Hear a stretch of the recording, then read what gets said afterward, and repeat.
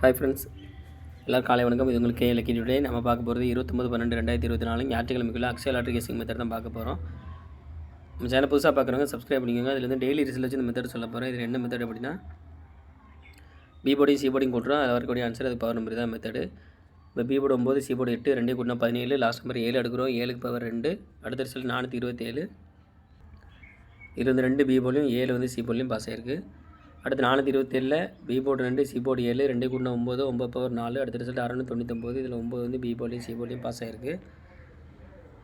அடுத்து 699 B board 9, C board 9, 2 கூட்டினா 18, last number 8 எடுத்துக்கிறோம். 8 பவர் 3, அடுத்த ரிசல்ட் 809. இதில் வந்து 8 வந்து ஏ போர்டில் பாஸ் ஆகிருக்கு.